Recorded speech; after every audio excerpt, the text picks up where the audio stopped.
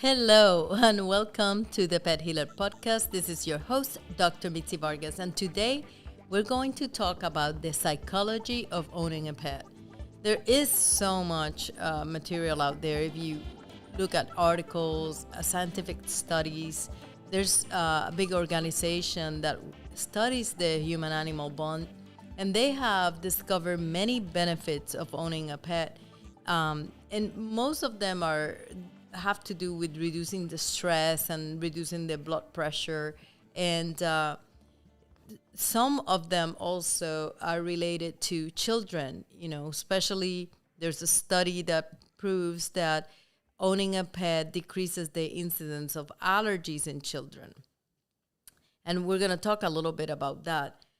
But the reason we're talking about the psychology of owning a pet is because there's a recent press release from the Academy of Neurology, and they were talking about a study that they presented pretty big, about through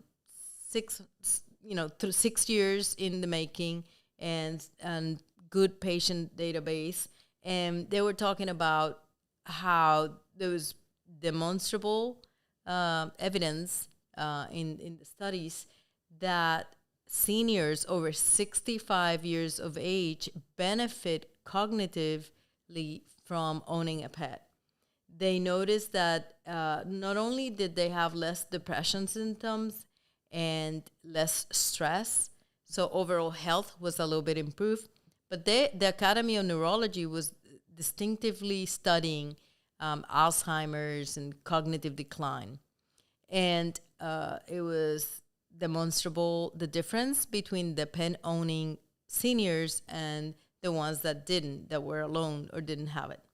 There is something called mental cognitive frailty or mental frailty that happens when seniors are alone, especially if they lose their spouse. That's the number one cause of the decline and the beginning probably of Alzheimer's and other neurological diseases that prey upon the brain, the brain's ability to function.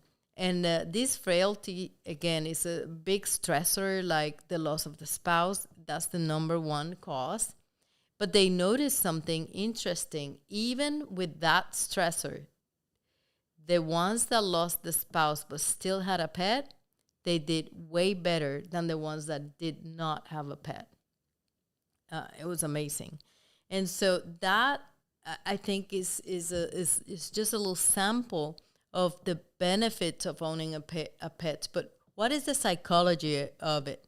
I know that a lot of it has to do with touch therapy, because we are meant to feel love. Touch is a therapy that actually communicates and lowers the stress and makes people feel loved and seen, or that they exist, that they matter.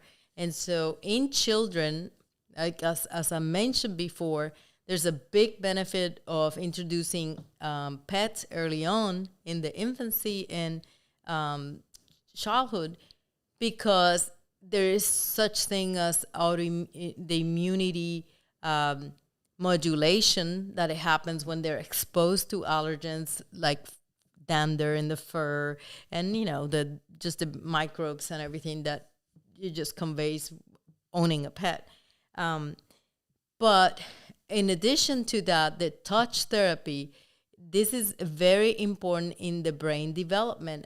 In the childhood stages, the brain is still developing, and the interconnected, the relationship areas, the empathy, compassion, the fact that being loved or expression of love or the receiving of love, all of these emotions and feelings are vital for the development of a normal brain.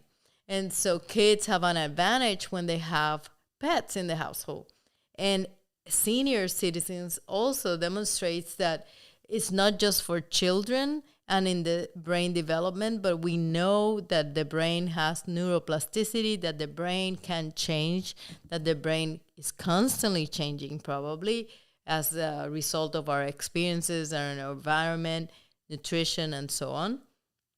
And so because of that neuroplasticity, now we know that the touch therapy could really have dramatic effects, not just on the psyche, on the well-being and the mental state of the people that have the pet, but also on the physical aspect of it, because of course we know that the release of oxytocin happens in the pet and in the owner when they have a positive interaction. And so alleviating depression, which is one of the things that is affecting the seniors, especially when they're alone the most, and relieving the stressors of life. Another thing that can improve the health of the seniors and the mental health of any adult or children, really, but mainly adults, is that the fact that you have a dog, you have to walk them. You have to get out of the house. You have to interact with other people, probably on the way, walking the dog park, buying things, a pet supermarket with your dog, doing activities that involve giving a purpose, getting out of the house, and interacting with others. All of those socialization events really help the mind and the clarity and the cognition of the senior citizens. So I really I would encourage all our listeners, if you have a pet, great, appreciate it a little bit more. If you haven't had a pet because you feel that you're older, which I guess, I don't know if you're a veterinary practitioner like me, I have really wonderful clients, and when they have a pet that have been there for 16 years or even more, and that pet passes, they said, I don't want any more pets. And I often ask, why wouldn't you? You had a wonderful relationship and you love this pet so much. Why would you close your heart to another pet? I said, well, some of the answers are, obviously it's too much pain. And that is just a grieving, stage of grieving is really, saying you'll never have that pet. And that can last for many years for some people. But in some cases, it just lasts until you see the next pet, right? The right pet looking at you or licking you or interacting with you. But another segment of my clients, they do not want another pet because they feel they're over 65. And it's not that they're traveling or anything, but they just feel that they will outlive their pet. If their pet lives 16 years and they're 70, they feel like, oh, I don't want to have a pet because I might outlive it. But the funny thing is that the senior itself will live longer if they have the pet. So that pet might make you outlive what you think you will live. So my advice to all my listeners and the people watching in YouTube is to get a pet. Just get it. I know it's a big responsibility, but it definitely has a lot of psychological benefits to it. So one of the other things that I wanted to talk about the health, the mental health of it, is the blood pressure. Blood pressure seems to be one of the studies, at least in the human-animal bond research that I've had to read for my certification.